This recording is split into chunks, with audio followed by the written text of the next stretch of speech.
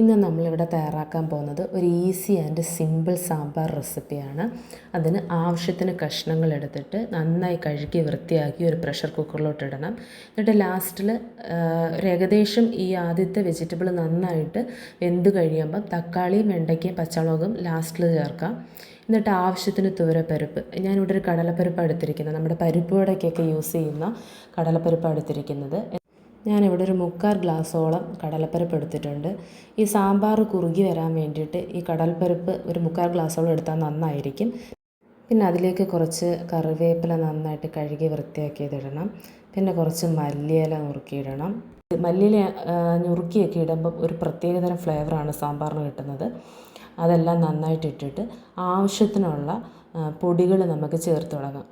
ആദ്യം നന്നായി വറുത്ത് പൊടിച്ച ഉലുവ ഞാൻ നന്നായി ചേർത്തിട്ടുണ്ട്, അതൊരു 1.5 ടീസ്പൂൺ. പിന്നെ ഒരു കായത്തിൻ്റെ കഷ്ണം തന്നെ ചേർക്കുന്നതായിരിക്കും നല്ലത്. പൊടിയേക്കാൾ കുറച്ചും കൂടെ നല്ലത് കായത്തിൻ്റെ കഷ്ണം തന്നെ ചേർക്കുന്നതാണ്. പിന്നെ സാമ്പാർ പൊടി ഒരു 3.5 ടേബിൾ സ്പൂൺ ഞാൻ ചേർത്തിട്ടുണ്ട്. പിന്നെ നന്നായി വറുത്ത് പൊടിച്ച മല്ലിപ്പൊടി ഒരു 3 ടേബിൾ സ്പൂൺ ചേർത്തിട്ടുണ്ട്. പിന്നെ ആവശ്യത്തിന് മഞ്ഞൾപ്പൊടി, അതായത് ഒരു 1.5 ടീസ്പൂൺ മതിയാവും.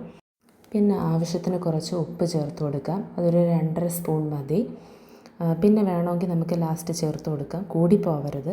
അപ്പം അത് കഴിഞ്ഞിട്ട് നമ്മൾ ഒരു നെല്ലിക്ക വലുപ്പത്തിൽ ഒരു കുഞ്ഞ് പിഴിഞ്ഞ പുളി അല്ലെങ്കിൽ വാളംപുളി, അത് നന്നായിട്ട് അതിൻ്റെ ചാറ് പിഴിഞ്ഞൊഴിക്കണം. എന്നിട്ട് ആവശ്യത്തിനനുസരിച്ചുള്ള വെള്ളം, വെജിറ്റബിളിന് ആവശ്യത്തിനനുസരിച്ചുള്ള വെള്ളം ചേർത്ത്, വെജിറ്റബിളിൽ തന്നെ നല്ല അത്യാവശ്യം മലക്കറിക്കകത്ത് തന്നെ നല്ല വെള്ളാംശം ഉണ്ട്. എന്നാലും നമ്മുടെ ആവശ്യത്തിന് ഇത്തിരി ഗ്രേവി ആയിട്ട് ഇച്ചിരി കുറുകി ഇരിക്കണമെന്നുണ്ടെങ്കിൽ അതിനനുസരിച്ച് വെള്ളം കുറയ്ക്കാം, അല്ല ഇച്ചിരി ഗ്രേവി ആയിട്ട് വേണമെങ്കിൽ അതിനനുസരിച്ചുള്ള വെള്ളം കൂട്ടാം. നന്നായിട്ട് വെള്ളം ചേർത്ത് നന്നായിട്ടൊരു തവി കൊണ്ട് ഇളക്കി കുക്കറിൻ്റെ അടപ്പിട്ട് വിസിൽ ഇട്ട് ഒരു 2 വിസിലൊക്കെ മതിയാവും ഏകദേശം. കാരണം പിന്നെ നമുക്ക് മലക്കറി ചേർത്ത് തിളപ്പിക്കാനുള്ളതാണ്. അപ്പോൾ ആ 2 വിസിൽ കേട്ട് കഴിയുമ്പം നമ്മൾ തീ ഓഫ് ചെയ്ത് അതിൻ്റെ ആവി ഫുള്ള് പോയി കഴിയുമ്പം അതിൻ്റെ വിസിൽ മാറ്റി നമ്മൾ ആ വെജിറ്റബിൾ നന്നായി ഇളക്കി വീണ്ടും നമ്മൾ സ്റ്റൗ ഓണാക്കി ഒരു മീഡിയം ഫ്ലെയിമിനകത്തോട്ട് കുക്കർ വെച്ചിട്ട് ബാക്കി വെജിറ്റബിൾസ്, ഞാൻ ആദ്യം പറഞ്ഞില്ലേ കുറച്ച് വെജിറ്റബിൾസ് മാറ്റി വെച്ചിട്ടുണ്ടെന്ന്, അതെല്ലാം ചേർത്ത് നന്നായി ഇളക്കി കൊടുക്കുക. പിന്നെ ഈ തക്കാളിയും പച്ചമുളകും വെണ്ടയ്ക്കയും എല്ലാം ഈ തിളച്ചിരിക്കുന്ന ബാക്കി മലക്കറിയോടൊപ്പം നന്നായിട്ട് തിളച്ച് നന്നായി കുറുകി വരണം. ഈ തക്കാളിയും വെണ്ടയ്ക്കായും പച്ചമുളകും ഒക്കെ അവസാനം ചേർക്കുന്നതായിരിക്കും എപ്പോഴും നല്ലത്. കാണാനും ഒരു ഭംഗിയുണ്ട്, പ്രത്യേകിച്ച് കഴിക്കാനൊരു പ്രത്യേക ടേസ്റ്റാണ്.